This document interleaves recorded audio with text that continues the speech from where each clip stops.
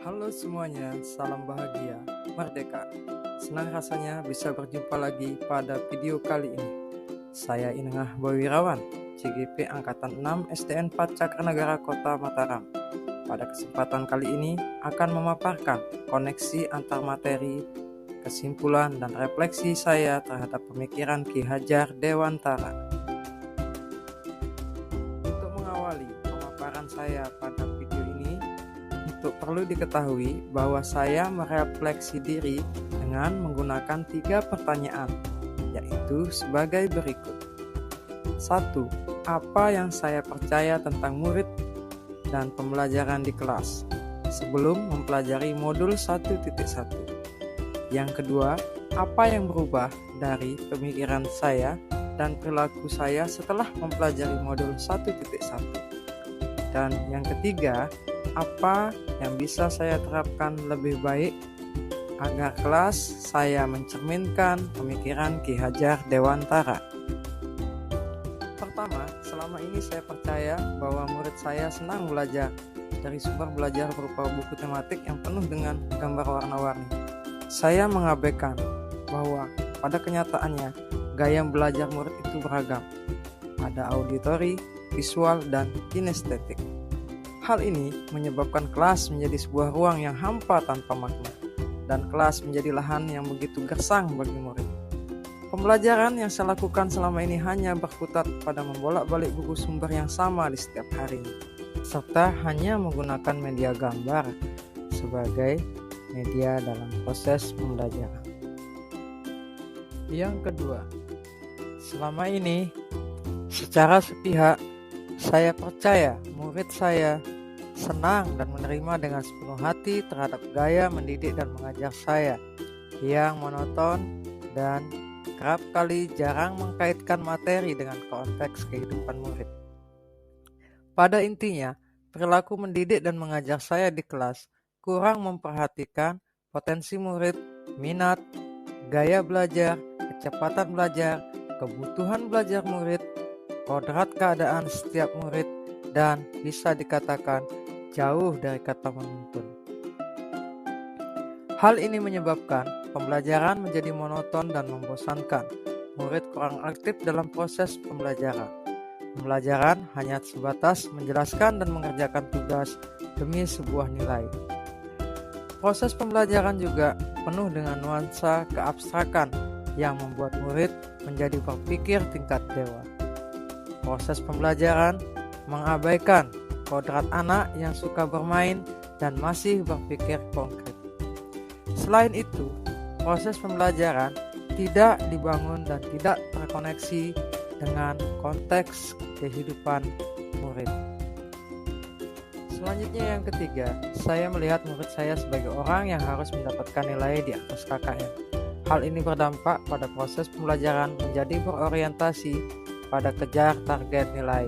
Dan lebih parahnya lagi, penilaian dilakukan hanya didominasi dengan penilaian tertulis atau tugas tertulis saja. Saya mengabaikan kondisi real murid saya yang hampir separuhnya belum lancar membaca, menulis, dan berhitung. Tak jarang hal ini menyebabkan rasa kegagalan dalam diri saya sebagai guru. Di sisi lain, murid dalam proses pembelajaran juga menjadi pribadi yang pelangak-pelongo dan menjadi pribadi yang merasa gagal dalam menyelesaikan penilaian tertulis atau tugas tertulis lainnya, serta membuat perilaku murid menjadi tidak jujur. Murid menjadi suka menyontek demi hanya memuaskan perilaku mengajar saya yang cenderung menuntut nilai. Nah, setelah mempelajari modul 1.1 tentang pemikiran filosofis Ki Hajar Dewantara, ada banyak perubahan dalam pemikiran atau perilaku saya sebagai seorang guru, yaitu 1. Dalam konteks pengelolaan kelas, mindset saya yang selama ini menyepelekan peranan pengelolaan kelas berubah menjadi mindset yang memandang pengelolaan kelas itu sangatlah penting. Setelah membaca modul 1.1, saya yakin bahwa kondisi pengelolaan kelas sangatlah berpengaruh terhadap tumbuh kembangnya kemampuan murid. Mindset saya berubah setelah membaca pemikiran Ki Hajar Dewantara yang menganalogikan sekolah diibaratkan sebagai taman dan sawah. Menurut Ki Hajar Dewantara, sekolah sebagai taman, hendaknya lah sekolah itu ditata agar menjadi tempat bermain yang indah, aman dan nyaman, yang penuh dengan suasana kegembiraan, serta mampu memberikan kemerdekaan lahir dan batin murid. Selanjutnya, sekolah oleh Ki Hajar Dewantara juga dianalogikan sebagai sawah atau ladang, di mana sekolah sebagai sawah atau ladang hendaknya ditata dan dikelola juga sedemikian rupa agar sekolah mampu menjadi sawah ya ladang yang subur, terairi dan tersinari dengan baik, dengan tujuan agar sekolah dapat menyokong tumbuhnya budi pekerti, menyokong tumbuhnya jiwa sosial budaya, dan menyokong tumbuhnya nilai-nilai spiritual dan kemanusiaan dalam diri murid. Berdasarkan pemaparan di atas, maka saya sudah mencoba untuk mengaktualisasikan pemikiran beliau dalam lingkup kelas saya melalui kegiatan display kelas sebagai salah satu bentuk kegiatannya.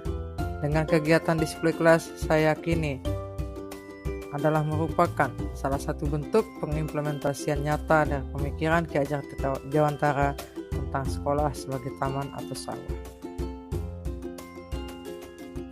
Selanjutnya yang kedua, dalam konteks pedagogik. Pada konteks ini, setelah mempelajari modul 1.1, sangat mengubah perilaku saya dalam mengajar. Materi modul 1.1 yang berpengaruh pada perilaku saya mengajar adalah materi yang memuat pemikiran Ki Hajar Dewantara yang memandang guru dianalogikan sebagai petani, di mana pemikiran beliau jelas mengatakan bahwa dalam menuntun laku dan pertumbuhan kodrat anak, Ki Hajar Dewantara mengibaratkan peran pendidik sebagai seorang petani. Sementara itu, dalam analogi lainnya, Ki Hajar Dewantara menganggap anak-anak itu seperti biji tumbuhan yang akan disemai oleh Pak Tani. Anak itu juga diibaratkan bagaikan bulir-bulir jagung yang ditanam. Bila jagung ditempatkan di tanah yang subur dan mendapatkan matahari serta pengairan yang baik, maka meskipun bibit jagung yang ditanam adalah bibit yang kurang baik, dapat bisa tumbuh dengan baik karena perhatian dan perawatan dari Pak Tani. Demikian sebaliknya, meskipun biji jagung itu disemai adalah kualitas baik, jika perlakuan dan perawatannya tidak baik serta tempat menanamnya tidak baik, maka tentu hasilnya tidak akan maksimal. Berdasarkan pemikiran Ki Hajar Dewantara di atas, pemikiran saya langsung berubah, di mana selama ini saya menyamaratakan semua murid. Sekarang saya selaku pendidik atau guru sudah mulai memandang murid saya sebagai murid dengan latar belakang kodrat yang berbeda-beda, yang harus diperlakukan yang berbeda pula. Selain itu juga, saya sudah mulai melaksanakan proses pembelajaran dengan mengedepankan konsep menuntun, memperhatikan potensi murid, minat, gaya belajar, bakat, kecepatan belajar, kebutuhan belajar murid, kodrat keadaan pada setiap murid, serta sudah mulai melaksanakan pembelajaran dengan memberikan ilmu dan keterampilan yang selaras dengan konteks kehidupan anak, serta proses pembelajaran dilaksanakan melalui kegiatan bermain dan menggunakan media konkret ataupun semi konkret. Selanjutnya yang ketiga, pemikiran Ki Hajar Dewantara yang mengemukakan bahwa sejatinya tujuan pendidikan itu adalah menuntun anak menjadi manusia yang selamat raganya dan bahagia jiwanya, telah membuka pikiran saya terkait dengan tujuan pendidikan pembelajaran yang sebenarnya. Selama ini saya berpikir bahwa tujuan pendidikan itu hanya dilihat kesuksesannya dari seberapa besar nilai atau prestasi yang diperoleh oleh murid di sekolah saya. Selain itu juga, dengan pemikiran beliau yang memandang bahwa anak itu kodratnya berbeda-beda, telah membuat saya berubah menjadi lebih bijaksana dalam melaksanakan penilaian kemampuan murid. Penilaian yang saya lakukan berubah tidak hanya menilai dalam bentuk tertulis, namun juga menilai secara utuh dan menyeluruh, serta menilai dengan menggunakan penilaian yang variatif serta disesuaikan dengan minat, kemampuan, dan kecepatan belajar murid. Adapun penerapan yang segera saya lakukan di kelas agar mencerminkan pemikiran Ki Hajar Dewantara adalah: pertama, membuat kelas menjadi taman atau sawah yang indah dan subur yang memberikan suasana yang menyenangkan dengan cara melakukan kegiatan display kelas. Display kelas yang saya akan rencanakan lebih saya tekankan pada display kelas yang bisa dijadikan sebagai sumber-sumber belajar oleh peserta didik atau murid, misalnya berupa poster dan pojok baca. Selain itu juga display kelas menyediakan wahana sederhana tempat berlatih, mengulang serta mengasah kemampuan murid di kelas.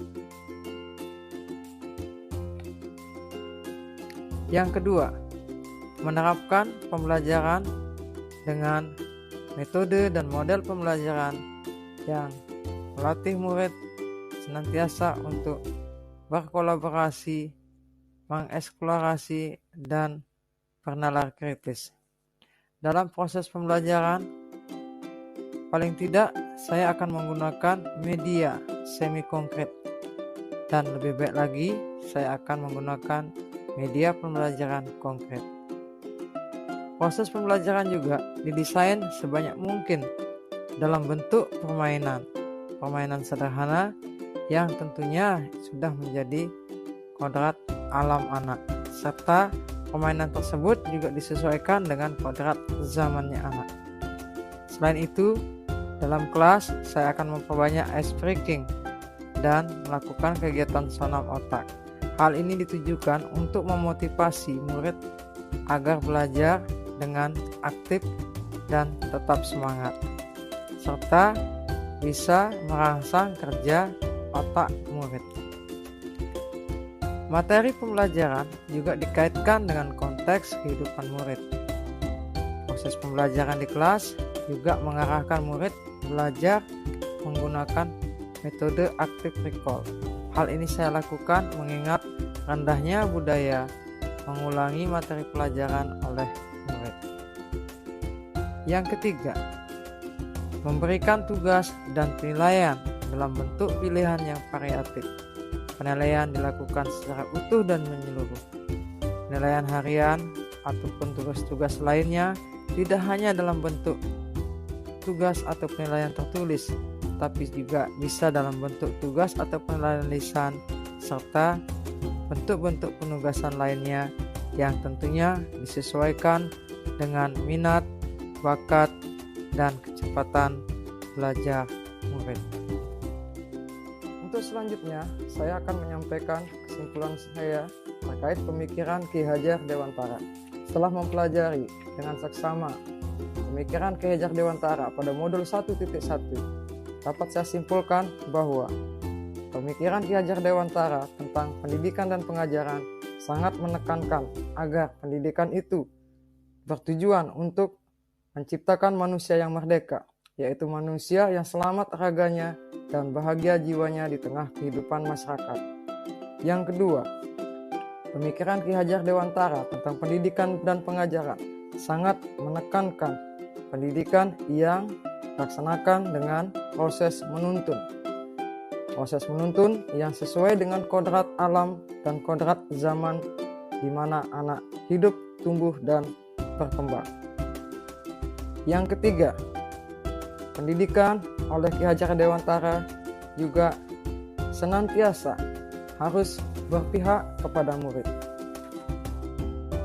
Proses pendidikan yang berpihak pada murid dapat saya simpulkan berdasarkan pemikiran beliau bahwa pendidikan itu harus selaras dengan dunia anak. Pendidikan juga senantiasa memberikan ilmu pengetahuan dan keterampilan yang mempengaruhi kecerdasan anak serta bermanfaat untuk hidup lahir dan batinnya anak. Pendidikan harus memberikan ruang bagi murid untuk bertumbuh secara utuh, serta pendidikan memberikan tempat sebagai tumbuhnya kebudayaan bangsa, serta sebagai tempat untuk bertumbuhnya nilai-nilai spiritual dan nilai-nilai kemanusiaan. Demikian pemaparan saya tentang kesimpulan, refleksi, pengetahuan, dan pengalaman baru yang saya pelajari dari pemikiran Ki Hajar Dewantara. Atas segala kekurangan, saya mengucapkan mohon maaf. Salam bahagia, merdeka.